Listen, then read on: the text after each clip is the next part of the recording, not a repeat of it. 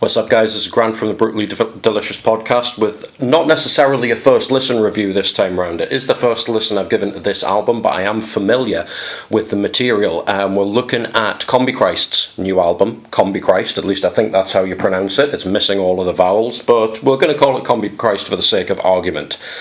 Now, fair warning before we go any further, this is not going to be a PG review. Not because I'm going to be overly sweary, not because I'm not going to like it, but because there's one thing that gets conjured to mind when anybody listens to Combichrist, especially me.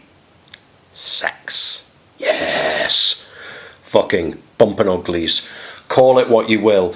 The one thing that can be said about Combichrist's back catalogue, and this album is no exception, that it is music to fuck to. It conjures images of depravity. It conjures images of eroticism, and it's completely indiscriminate in the way that it conjures those images. You've got songs that would envisage a subby little princess devouring genitals while you call them a good girl, or a shredded, muscly, oily mommy turning your colon into a mosh pit. I'm sorry, Bruce.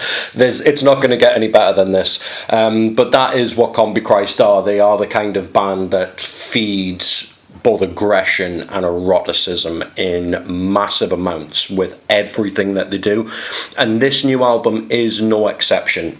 So I'm going to take a couple of choice cuts because of the way that the press pack is downloaded. I don't have a track listing, so I don't know if these are in order or not, but I've pulled a few tracks out of here that to me epitomise what Combichrist are about and what the album is about.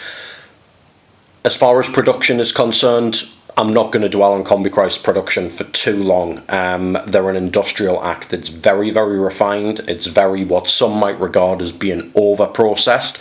Don't like that term. It's art. Art is subjective. Fuck genres, all that. But it's very smooth. It's got its peaks all in the right places. They've spent a lot of time mixing and balancing it the way that they always do. So the mix is what you're going to expect, not just out of Combichrist, but out of industrial in general.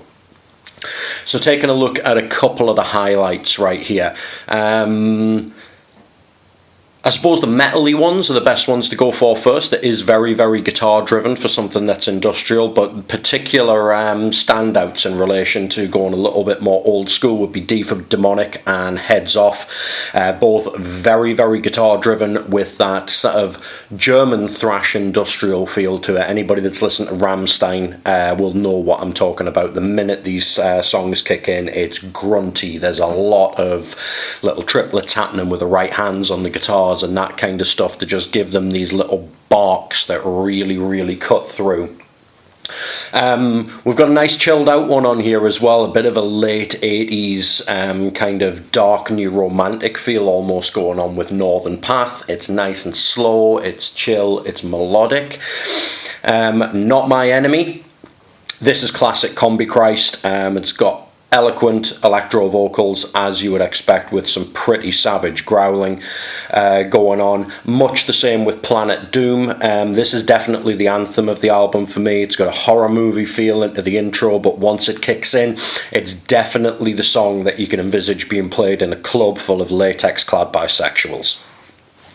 Last one that we've got on that list is Through Raven's Eyes. This one was a little bit bizarre. It opens up with a very, very epic feel, almost power metal-y in parts, and then slides into this really, really nice bouncy 90s feel. It's got a new metal edge to the way that this song kind of gallops along that keeps the tempo up, keeps the mood up, and just generally does a good job.